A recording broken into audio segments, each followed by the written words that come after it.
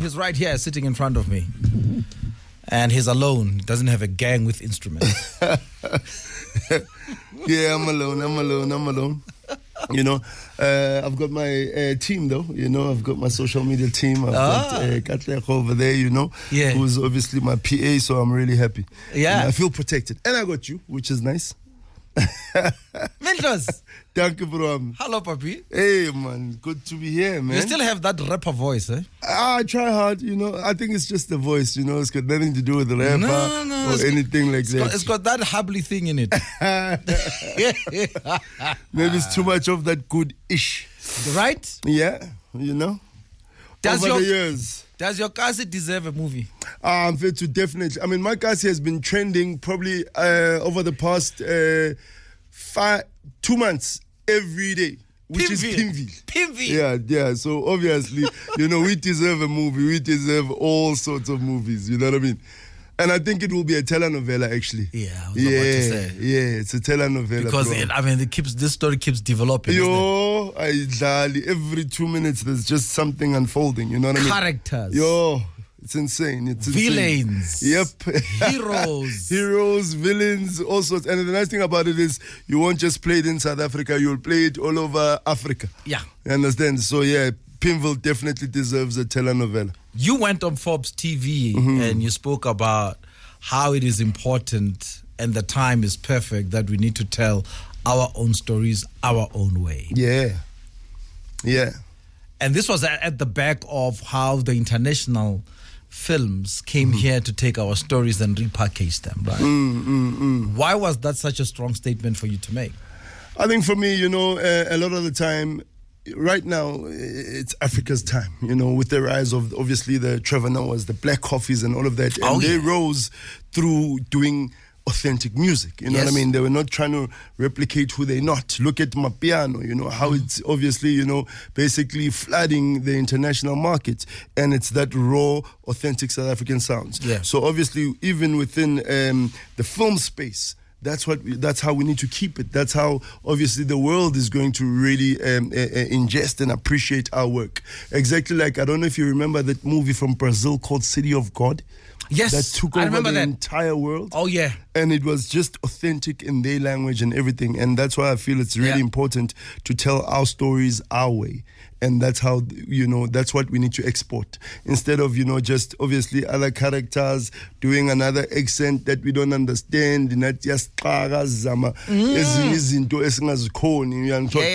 nothing beats subtitles, man, you know. I mean, we've been watching movies through subtitles our whole lives. I love watching movies with subtitles. It's the best thing ever. It's like you're reading a book, man. You know what I mean? I love it. So I think it's important, you know, to keep our you know, our culture, you know, and our stories our way. And I think that's what Black Brain has managed to do over the years, you know. Yeah. We'll come to that and we'll break it down, but focusing on the story itself. Some people say, as much as we're telling Kasi stories, and you, Mandla, being the filmmaker, you tend to airbrush them. You tend to, you know, put a bit of a filter-nyana. Gloss-nyana. It's not as authentic. Is that a fair thing, or is this just part of the artistic license? No, I mean, it's far from what I think Tina is Black Brain. You know, people have always said, no, the stories are Mandla, they are depressed, the stories are Mandla, the hot core. This prison is too heavy. Yeah. You know what I mean? The story is so real. You know, if you look at, you know, we've just done, you know, Deep City. And my favorite. Hello, Kelina. Hello, Ringtone. And if you look at that, that's far from gloss. But what I do is I shoot it on the highest quality cameras so that, you know, our stories are told with that, you know, that gloss, that international type look and feel, you know, instead of that grainy, old school type cameras, you know. We bring in, obviously, those new cameras. Marakasi is still the same, Mkuku is still the same, you know, Kokoko is still the same. You understand? The streets, the dusty streets are still as real. Am I right in saying you are the Spike Lee? I like Spike Lee. I love Spike Lee. I feel like, you know, he was really stunted in terms of his growth. He focused on the politics a lot and not his craft when he was in his prime. Because I feel like, you know, Spike Lee robbed us of a lot of movies, you know. Because during his prime, you know, he was killing it with those movies, and it was really hitting the market, political music, movies, and then politics got in the way, and he started focusing on more the politics, pissing off Hollywood, all sorts of things, instead of, you know, staying in his lane and telling stories. The way he wrote, through his lens. Through his lens. But I must say, I loved Inside Man. Oh, he killed it. Come on. Oh, he killed it. He killed it. Yeah, he killed it, you know. And yeah, I think definitely, you know, God willing, I'll always be telling stories. I'll always be shooting more than 3 movies a year, more than 2 telenovelas a year. And, you know, that's my purpose. You know, I'm here to share stories, to basically put a mirror, you know what I mean, in my life. That's what I love about having people like you, passionate people, because you make my job easy. In that, without designing it, yes, it kind of just fell on our lap, and that's how it became a golden thread for us this month. Black Coffee was here. He spoke about the power of intention. Just last week, we had the founder and the chairman of the Drip Group, Likau. Doing very great work. Amazing great work. I mean, he's also speaking about intention. And here you are, speaking about intention. But it didn't land on you like that, did it? No. I mean, I was really blessed. You know, when you're young, you try a lot of things, and you've got that young energy. So obviously, it was the music, gang of instrumentals. You know, putting the band together, and in Akona, it was very kind of like, you know, calculated in terms of how we put the band together. We're like, okay, we don't want to compete with the Kasi Kwaito raps. We don't want to compete with the, you know, burbs. How do we do crossover sound? You know what I mean? So it was kind of cooked within that. And obviously, you know, you've got your breakaway stars which is obviously your Bongo Riot, your Doomy. But I was like, you know what? Because I was studying film at the time before I even entered into Gang of Instrumentals. And then, you know, film kept on calling, you know, started making more shows. That's where the City Seslas started happening, and then Abomzala. Then from there, you know, when the bug kind of catches you, you know, and now I don't know how to do anything else. Everything. I mean, we were having a conversation earlier. Yeah. And we said everything is going to come through this or from this. Yeah. And I think that's what's happening in my life. But when did you accept that you are a filmmaker, not the man behind the microphone?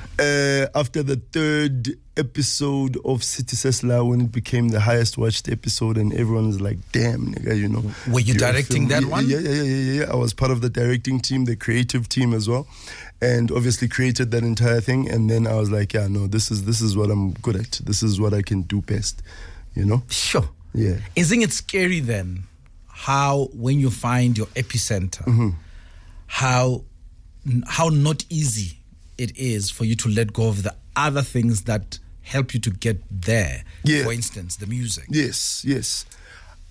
Especially, you know, the music, it was very hard to let go of, because, you know, when you're in music, you're a rock star. You know what I mean? You're sleeping at every hotel in South Africa. You are VIP everywhere you go. You are flying from Cape Town to Durban to Hammanskraal all in one day. You know what I mean? So that was really hard to let go. But, you know, with music, you know, for me, I was basically feeding 5 families, 6 families, you know what I mean? And then when I started shifting into the TV side, right now, you know, we feed over, you know, possibly easily about 600 to 800 people, you know, a month, you know, and also as well, you know, our impact is, you know, over 9 to 10 million people every day, you know, just through our shows. So, you know, it's just shifting that purpose and looking at it from that lens of saying, you know what, I'm doing much more this side. Not that there was nothing wrong with music, it's just that this side, my impact is a lot more. I want to drill deeper into the power of intention and knowing who you are in that. Isn't it amazing that when you finally decide, I'm a filmmaker, how the world that you're letting go of keeps coming back all the to time. lure you back? All the time. All the time. How difficult it is to say no.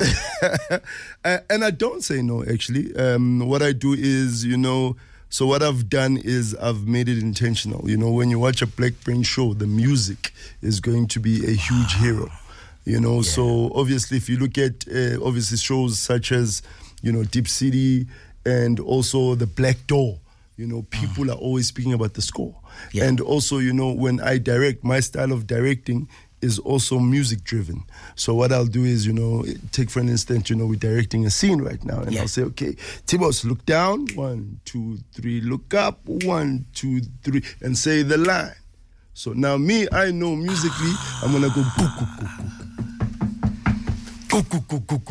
and then you say the line, so that people are like, wow, the scoring is amazing. But it starts from the direction, because I know the beats. Wow. I know the music side of things, you know what I mean? So that's why the shows are so musical. You see? You have just opened my eyes to something.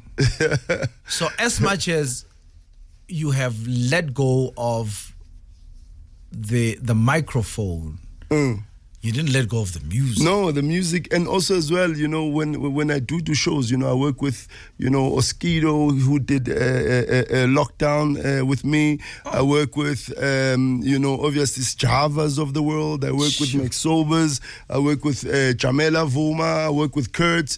I work with, you know, Mlindo, you know, a lot of artists that come together to make our shows, you know. I don't just score. So obviously I'll get those artists.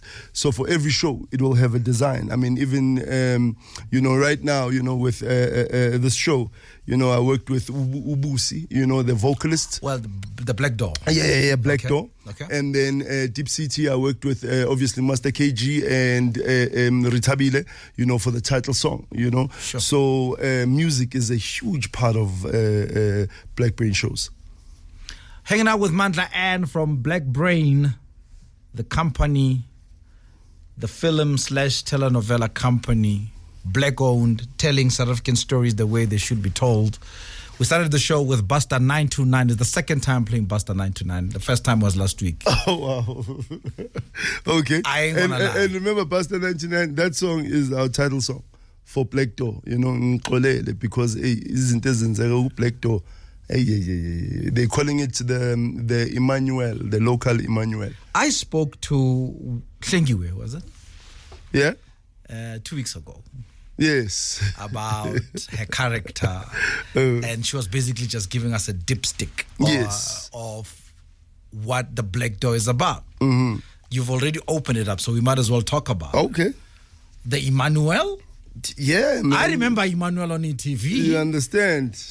We waited for the parents to go to bed and then start watching. Yeah, and now there's weird stories, you know. Hey, people have got other stories. You know, South Africans, as conservative as they are, they're not that conservative, you know. Conservative exterior.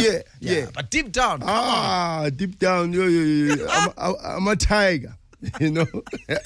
And tigresses. Yes, you know.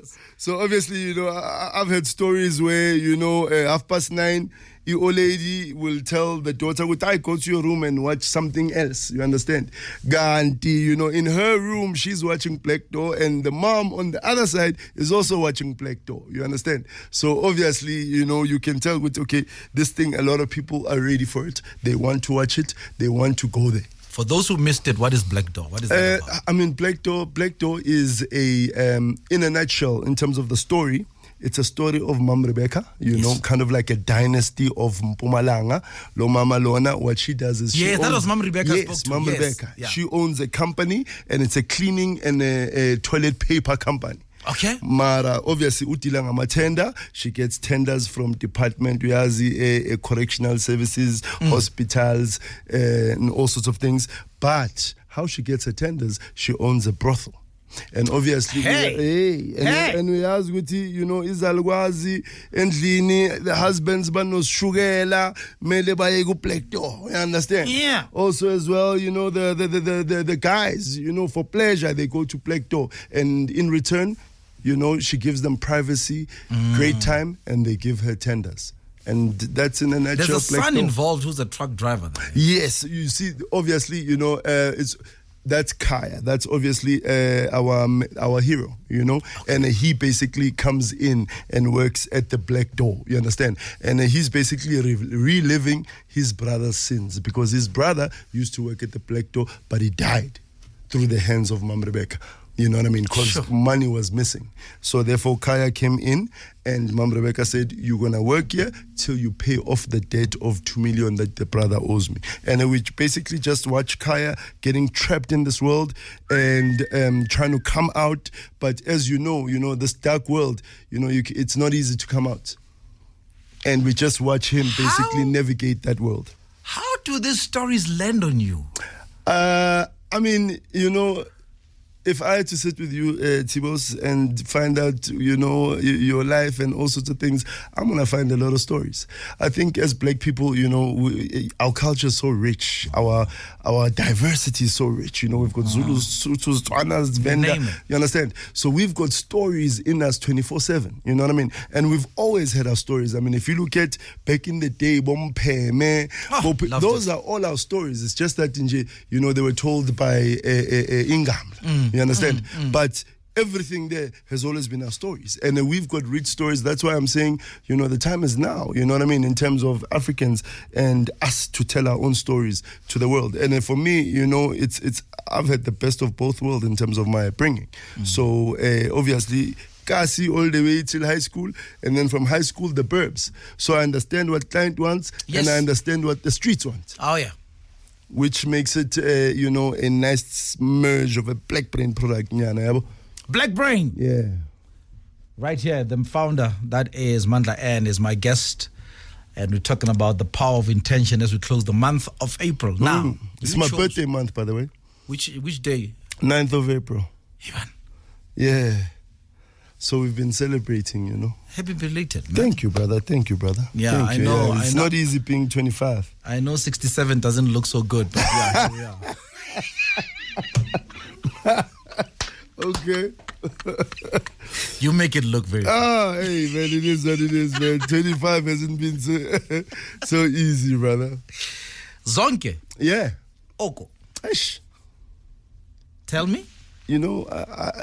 Obviously, we haven't had a new offering from Zonke in a while. She's busy working on it because she dropped a new single midnight today. Yeah, so obviously for me, I'm like, Zonke is that, like, she's that, that exclusive, that, Zonke is not everywhere. You won't bump into Zonke. She's our Sade. She's our Sade. Oh, yeah. So obviously when our Sade drops something, and also as well, on the 1st, which is obviously Sunday, I'm going to Sun Arena just for Zonke. That's right. She's got a huge concert at Sun Arena on the 1st. So I'll be there. But for me, as you say, it's our Sade, my man. It's not that type of artist that you see every day or hear every day. Powerhouse. Hello, my name is Mandla N, and I'm the founder of Black Brain Pictures. And you're listening to my top 10 at 10 with T Bose. Kaya 959. On the streets, on the air. Indeed it is my top 10. And as you can hear, we're clicking away because the director, the man, is here. It catches my attention that I apologize for always paralleling you to international acts, and it's a South Africanism it's great, thing, brother. It's great. Yeah, it's a South Africanism thing. That, like I said earlier on, are you Spike Lee? And the next question is, are you Tyler Perry? I get that a lot, which is a huge compliment because I've been to the Tyler Perry studios. What? In America, in Atlanta.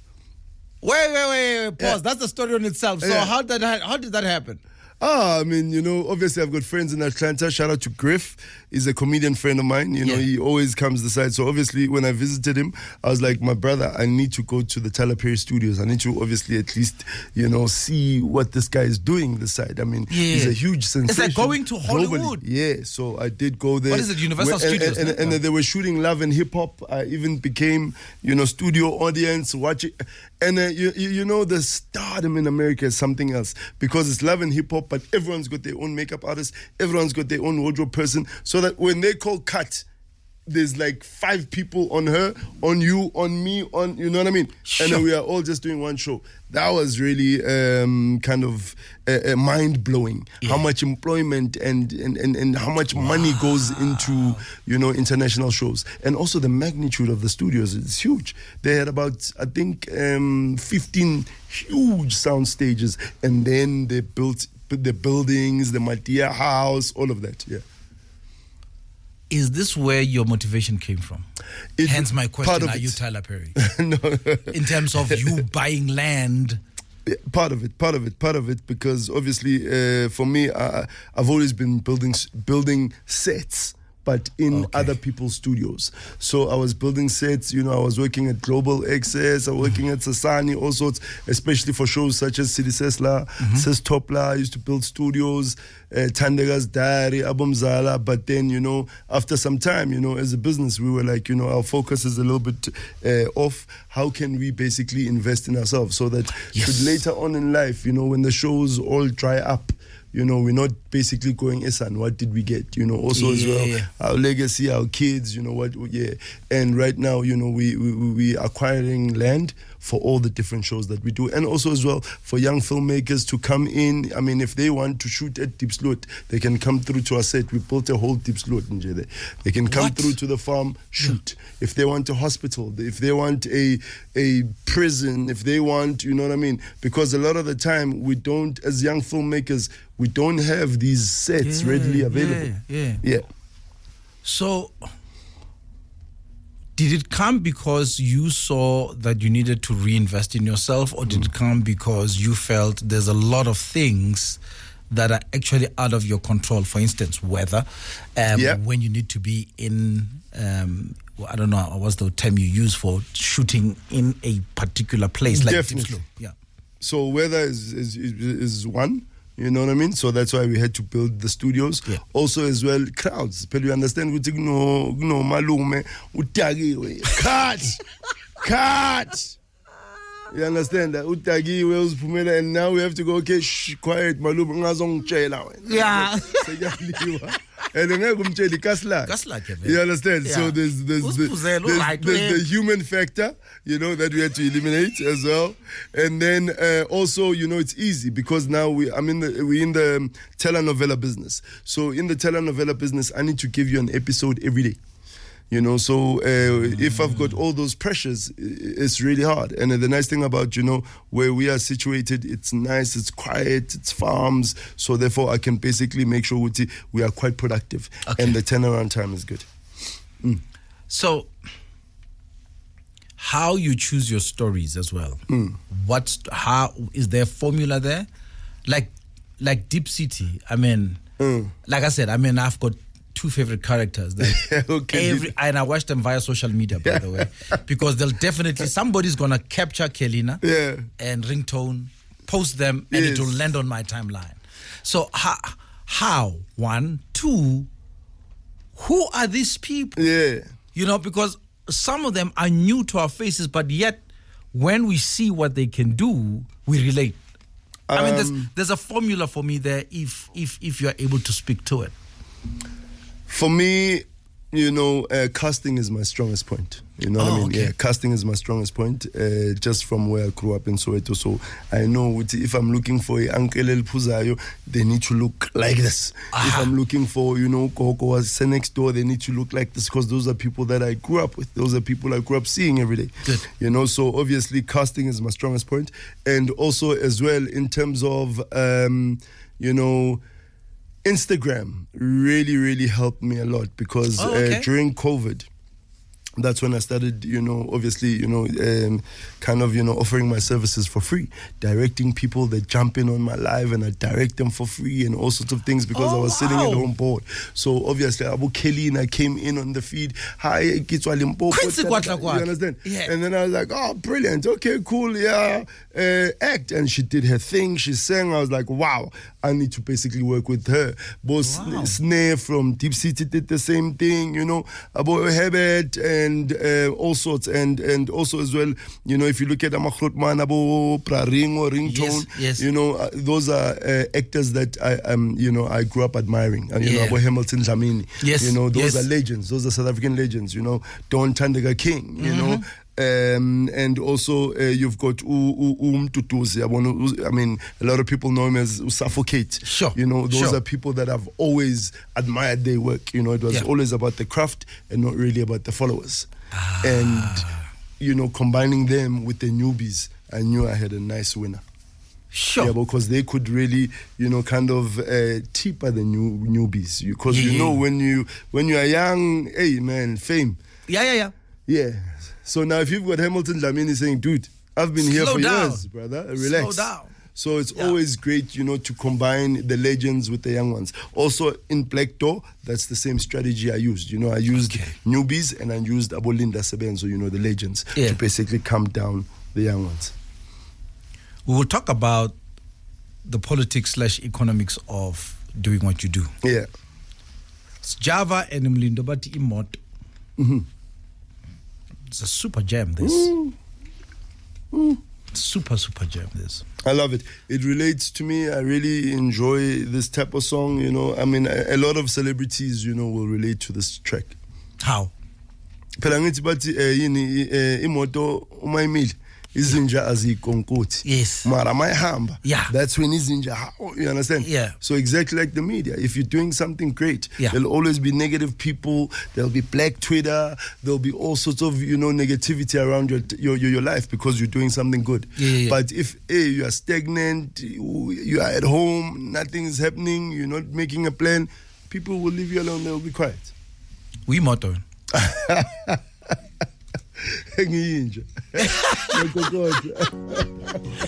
My top 10 at 10 with the best tea in the city. Mandla N, Black Brain. You had to start from somewhere. You are where you are right now. You have young kids who are at AFDA. Others have also, you know, basically graduated and they want to be Black Brain. So what are the economics? What are the politics? If you could save them from mistakes you made, or falling into the traps, what would you say? You know, first of all, you know, my biggest mantra is what's yours will never miss you. You know, that's what I I really believe in. Love that. Because, you know, you could come from anywhere and be a huge global sensation, global star, you know, because it's destined, it's yours. But, you know, in terms of what I would tell them is, you know, people work with people they like. So you shouldn't be a douchebag at times, you know what I mean?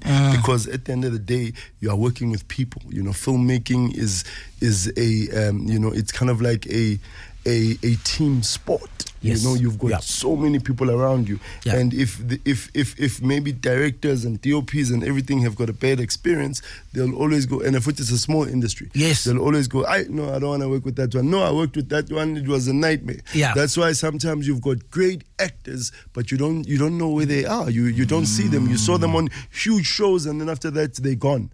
Because obviously abakwazi ukusebenza nabantu, you understand?